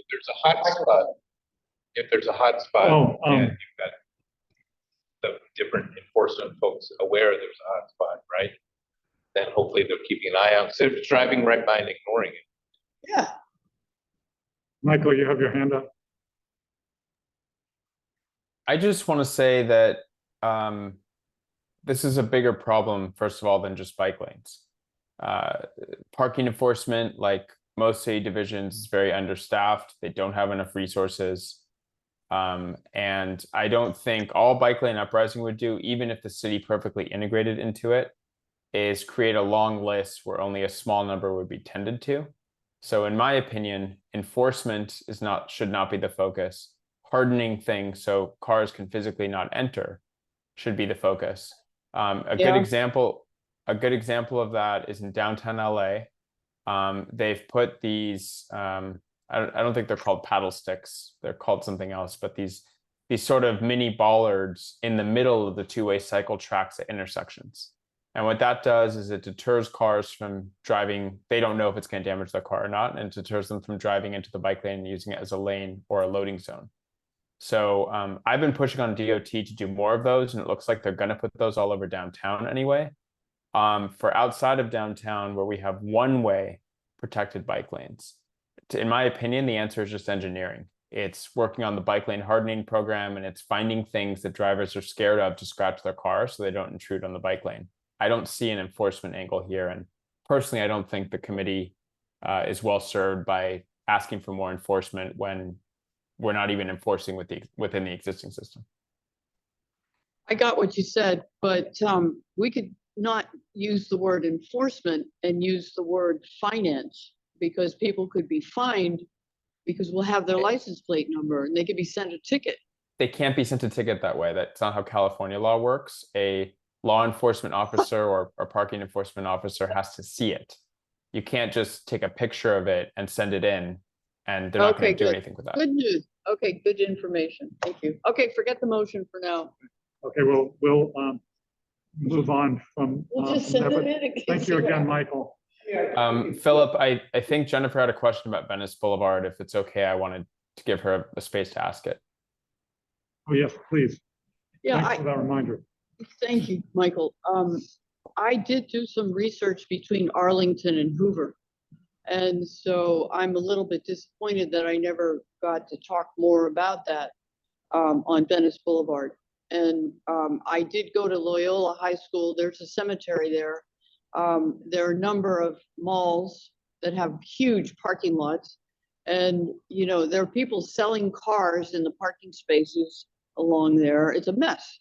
And, you know, to take away parking is not a big deal, especially between Arlington and Hoover.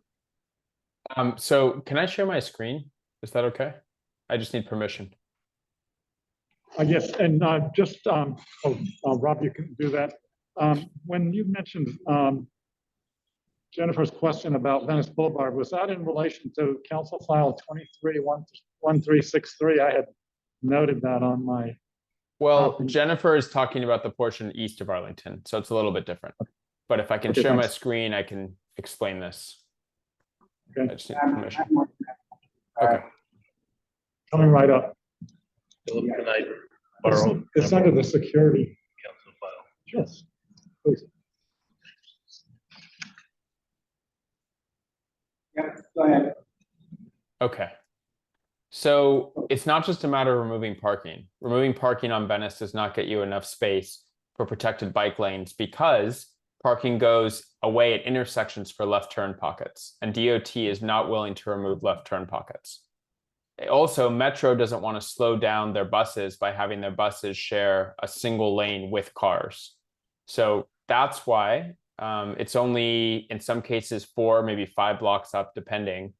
This path, which would go north on 4th Avenue to Country Club Drive, go up Gramercy to 11th Street, and then essentially be a calm neighborhood street to Hoover, was deemed a much more desirable option without screwing buses. The other thing I'll point out is this would be a 24/7 bus lane. And in a 24/7 bus lane, in my opinion, especially for if you're a little bit seasoned as a cyclist, it's very comfortable. It's a very, very wide bike lane and buses don't run constantly. And so you kind of have the space to yourself. But that's why this designation was there. And then just to complete the plan real quick, there's a funded signal here that's going to go in to do the jog at Hoover and continue down 11th. Chickern Court is supposed to be pedestrianized, and there'd be a bike path through Chickern Court to Figueroa, where there's an existing protected bike lane. You go south 1 block to 12th, and then there would be an eastbound protected bike lane on 12th, removing 1 vehicle travel lane all the way to San Pedro. There will also be a protected bike lane on 16th Street, which is what Venice becomes between Main and San Pedro. And there's already a project on San Pedro to connect all of this. So that's why if it was as simple as removing parking, I would have fought for that. But it was not just removing parking was not going to be enough. We'd have to remove a travel lane too. Okay, thank you. And can you repeat what you said about Venice having a 24/7 bus lane? If that's something that's going to happen on that part of Venice?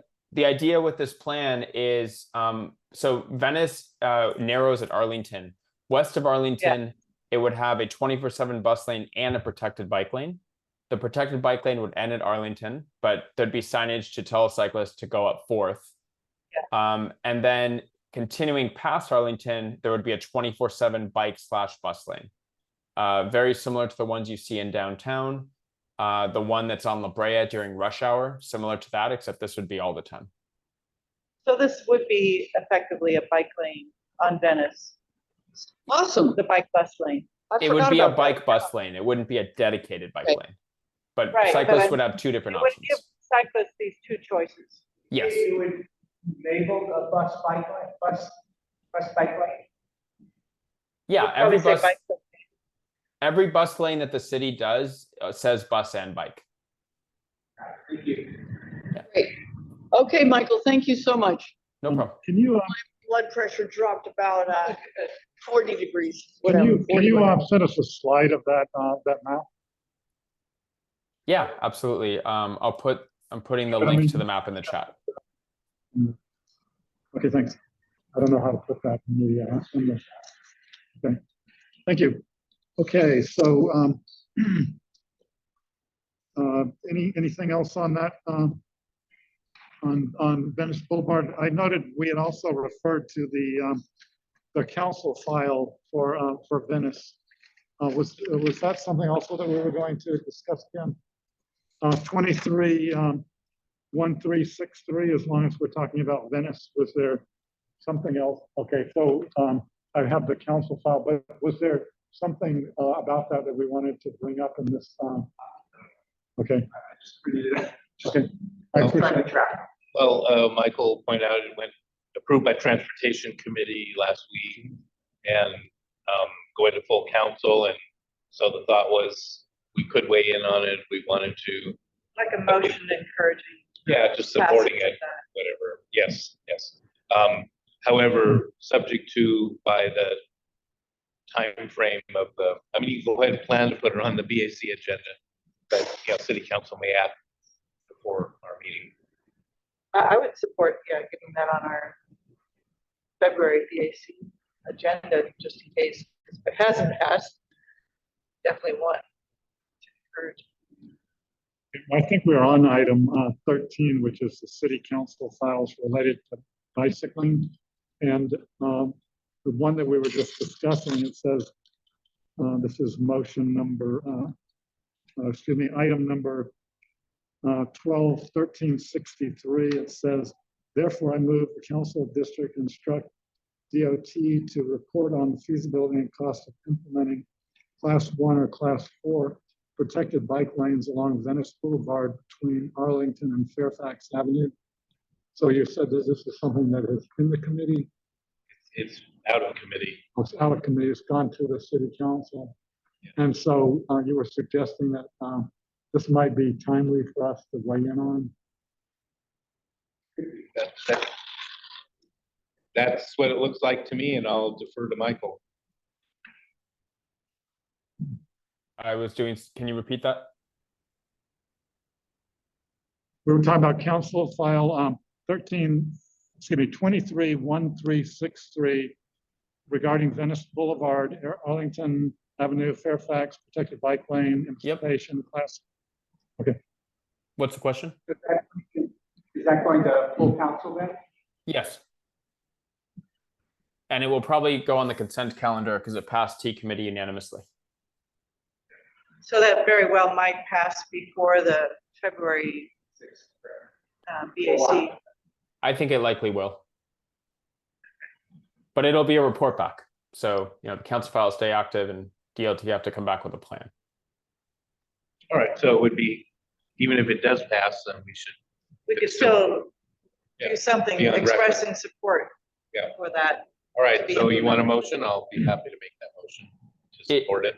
If you guys want to expand that to getting basically the plan that I just showed you guys, which we call Venice Boulevard for All, if you want to expand the BAC support to not only getting bike and bus lanes to Arlington, but also getting bike and bus lanes to downtown LA to San Pedro based on the plan, up to you guys, but that would be more comprehensive for the corridor.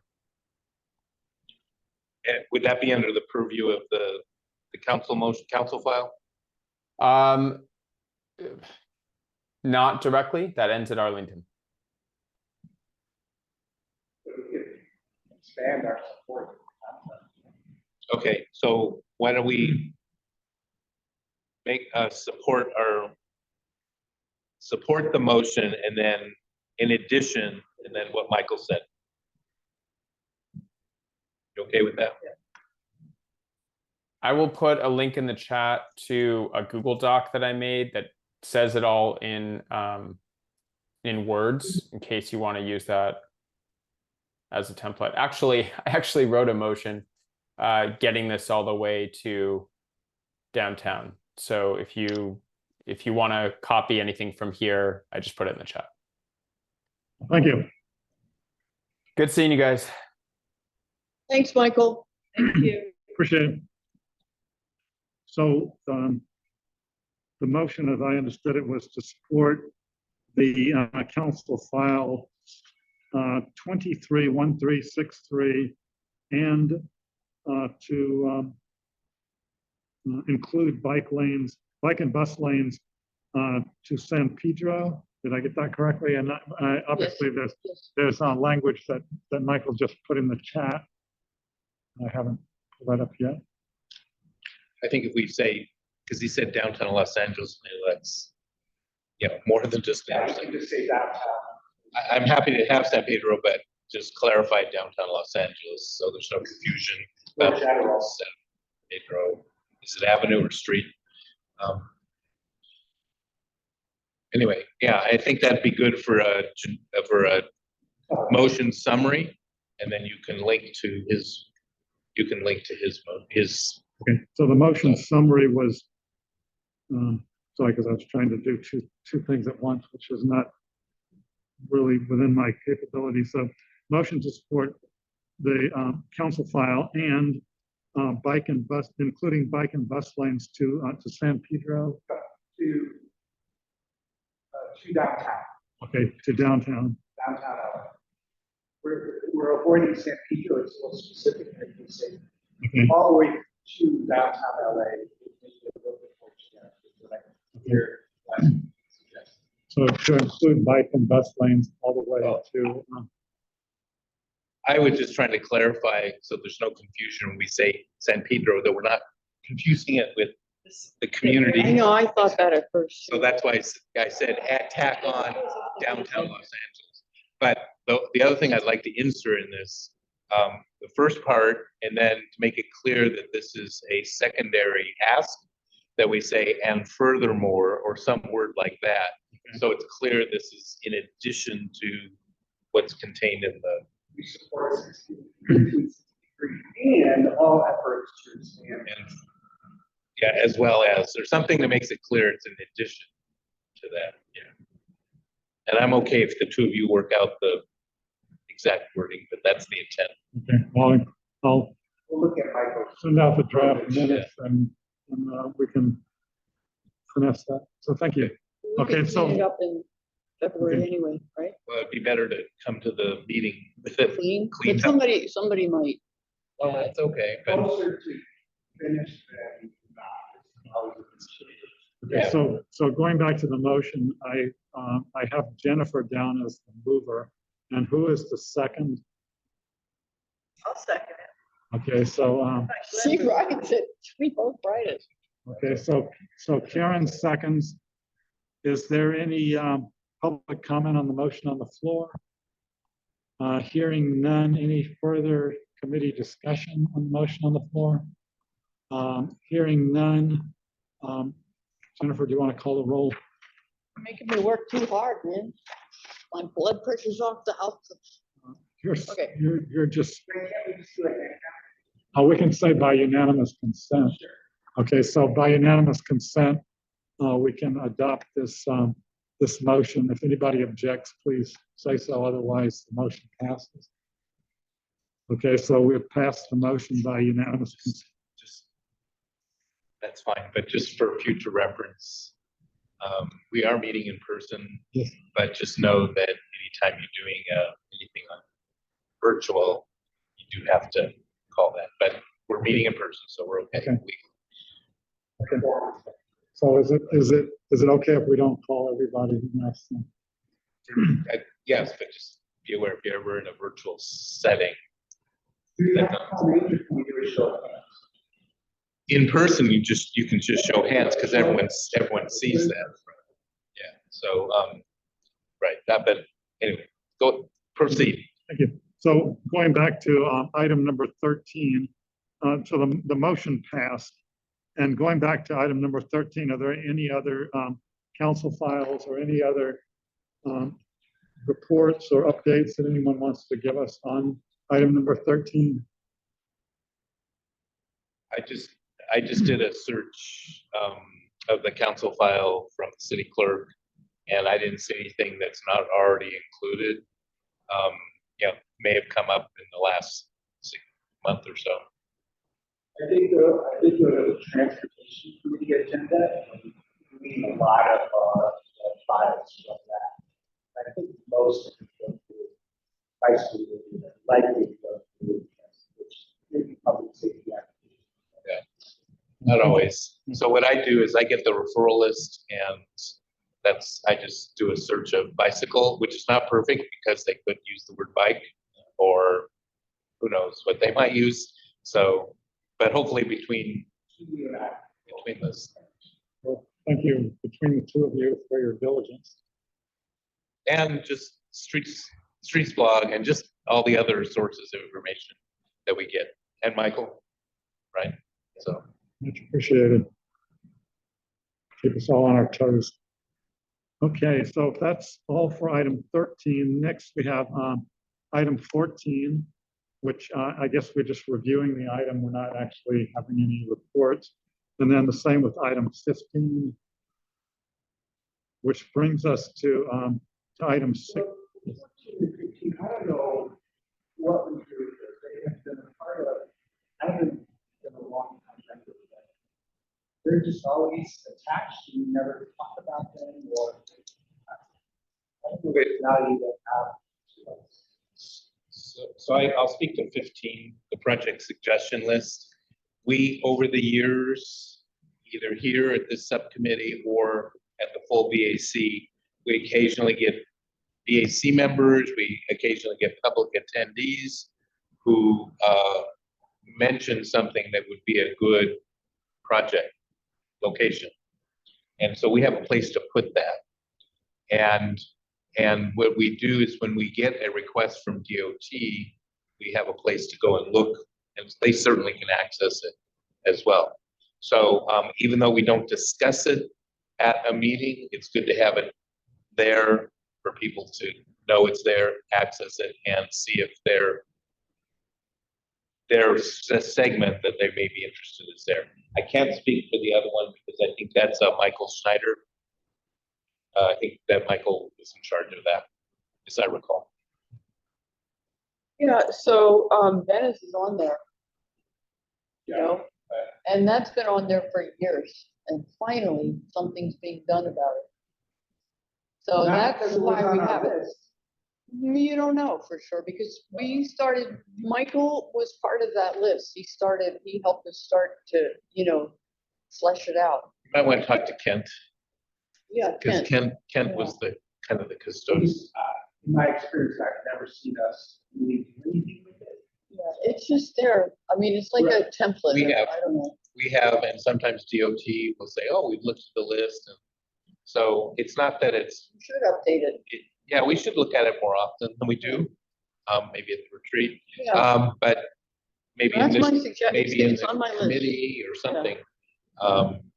But it over the long term, like several years, it has been used by us, by the public, and by DOT. Bring it up. That's on my list. It wouldn't hurt to remind people though. I mean, I think so. We put it on this. I just want to have somebody responsible for touching base with LABAC, so it's just not. Maybe I should. Yeah. But LADOT has told us when they were looking for projects or whatever, they look at it. So We could, Maybe we could send it to everybody, the new people that don't in LADOT, so that they, you know, they're Or know maybe it's there. this committee takes, just, makes, prints it or looks at it. And Yeah. you don't have to do it every meeting, but on Well, I'm occasion, really open it relieved that Venice is gone. Update it. You know, Venice is off. Venice is solved. And I still have another one on there on Hoover, and I'm talking to CD1 now about it. So, you know, it's me, that's just my eyes on it, because I don't know the other streets, you There know? may be, so I didn't even open the file. Oh. Or I have on occasion, but, you know, are there links to council motions or streets for all projects or active transportation zero? Yeah, we need to make it better. well, Make it a little bit. you're talking about the matrix? I gave it to So him. I some sent of it. them are more complete than others.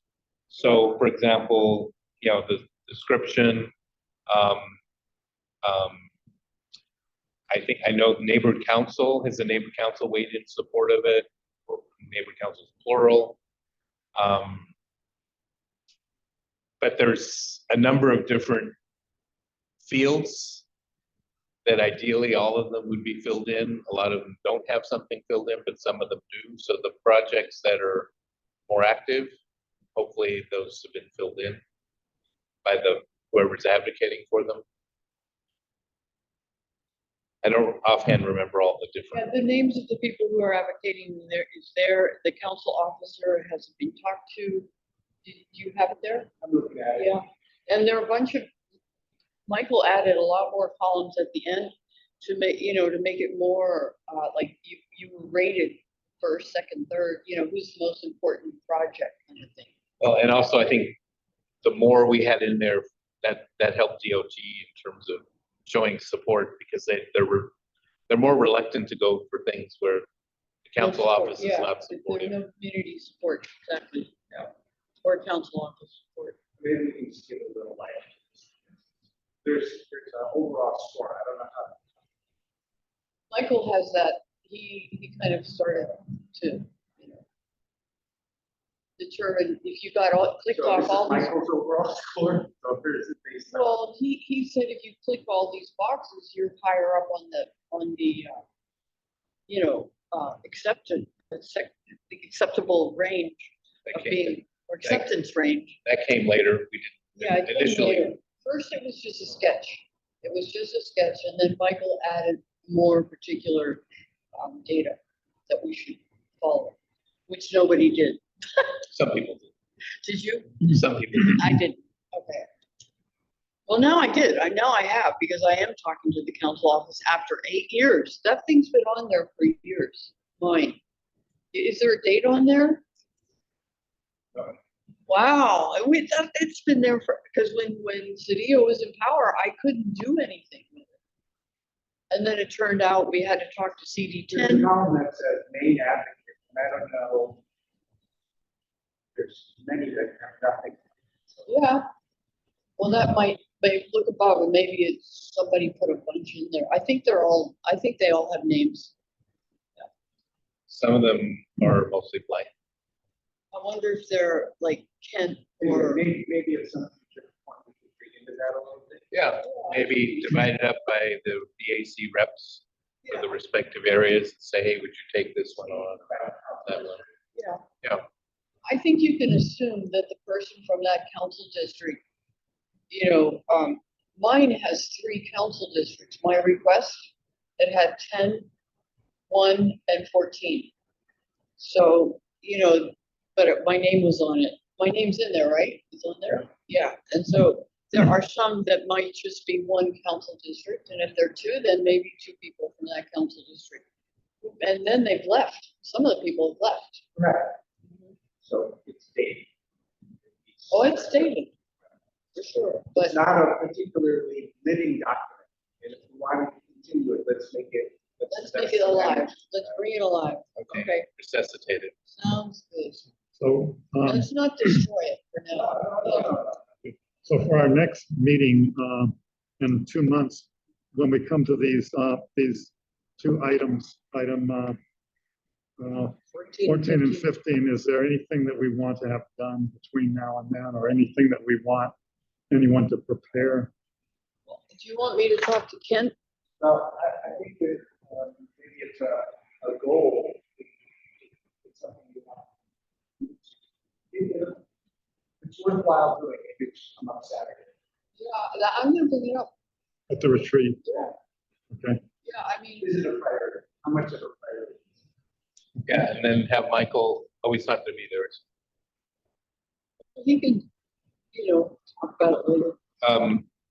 I mean, the one on the street resurfacing, maybe someone could have a chat with him and be That briefed. was Kent too. I don't think so. The hardening, that was No, Kent? no, the resurfacing, Oh, street resurfacing. I think oh, that right. was Michael. So for those items that we're talking about, we would like to bring them up at the retreat. Do we need to communicate that to anyone ahead of time?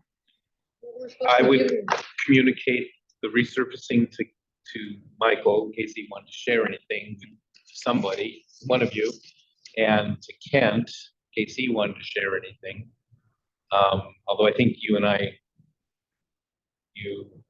mean, this has been happening over a number of years, so I think we kind of have a good sense of that one. But certainly that'd be courteous to give Kent an opportunity to weigh in if he wanted to. We had also mentioned bringing up the protocol for public hearing and for removal of bike lanes at the retreat. I mean, the retreat is an opportunity to talk about the priorities of the LABAC. That's priority. But in other words, we'll just bring it up at the retreat. We don't need to bring it up to anyone ahead of time. The retreat is meant to be organic, right? Yeah, that's what I think. Okay. We're supposed to have, Karen sent out, did you get her email?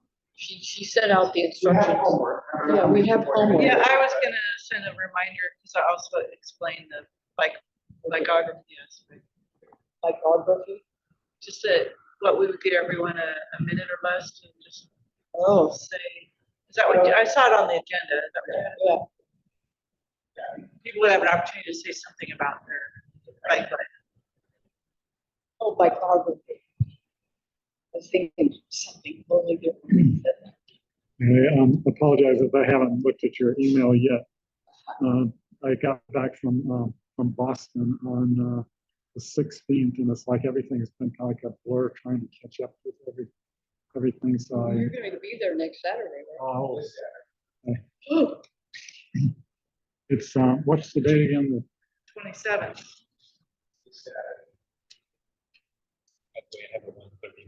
What time on Saturday? On I Saturday. don't have it on my phone. Okay. So,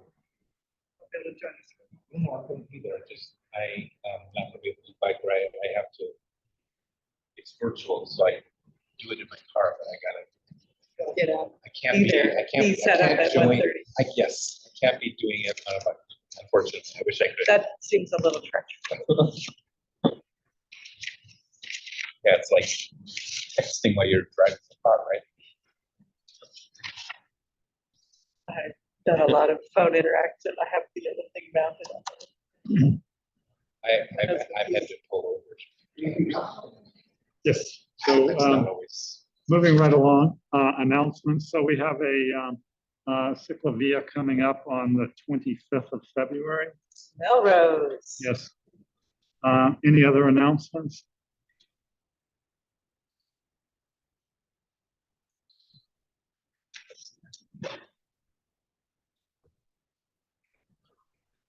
You're going to the bike summit? Yes. That would conflict with the next meeting of this. Yeah, Yeah, 19? the next meeting of this committee is on March 19th at 1 p.m. Oh, well, we better change it. Okay. We need you here. What? I mean, we can still. It'd be hard to have quorum. Well, we're gonna adjust quorum at the retreat, right? So, Okay, the maybe we people who are don't. not participating Yeah, will hopefully no longer be on the committee. so maybe. And four maybe the people. people who will participate and want to join the committee. Yes. All right, so let's keep Just have this to figure date out the Zoom. Leave it at the 19th for now. until we find out. Yes. Yeah, the third Tuesday is logistically easier for me, but who knows? And the fourth. Work at trying to get, permission to use your council, or use plan. Yeah, you can use mine. Okay. Well, I have to update the library if we change the date, by the way. Okay. So we're not changing it now. So if we change it, we have to let Jennifer know, to let the library know. Yeah, we might end up, if we end up changing the date, there might be other people who can't come. Yeah, it's a mess. Yeah. It might be better to stick with the schedule. So was that an announcement, your bike committee or your bike summit meeting? It's the League of American Bicyclists National Bike Summit. So I'm going to summit, and then there's an advocacy workshop afterwards.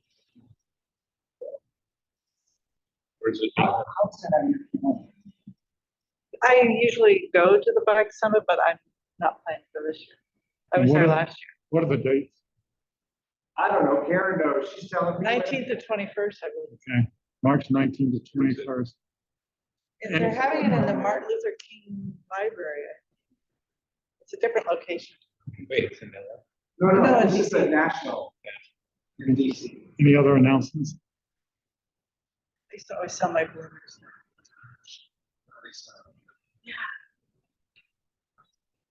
Any other announcements?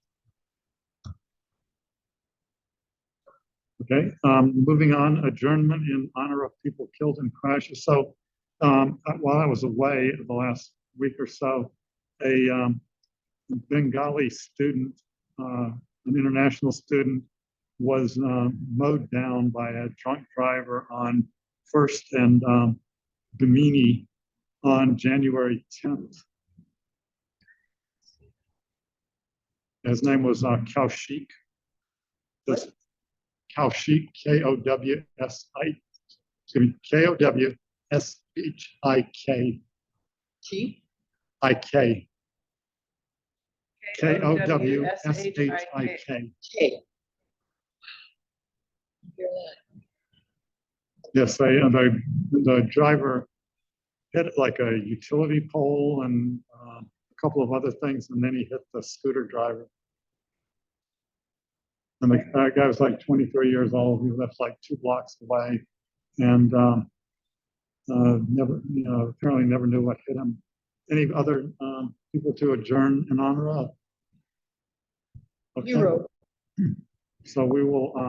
We were gonna do both. Why don't we do death and hero? That was at the so at the Advocacy and Education Committee, Subcommittee, we talked about, rather than just deaths, also heroes or celebration victories, so that it's not always. Yeah, down when we leave. But Yeah. maybe there's some good efforts or recent victories that have happened that we can also celebrate. So just as a future, think about it. Okay. We add it to the agenda? Okay, so next time, instead of adjournment in honor of people killed in crashes with motor vehicles, it'll be people killed in crashes with motor vehicles or victories. Yeah, Victories and heroes. and heroes. Okay. Thank you. Okay. So can I get a oh, and as I said, the next meeting is Tuesday, March 19th, 1 p.m. And then can I get a motion to adjourn? Yes. Okay. Okay, I heard Glenn before I heard Bob. Okay, and the meeting is adjourned at 3:22 p.m. And we can save end the recording and save the chat.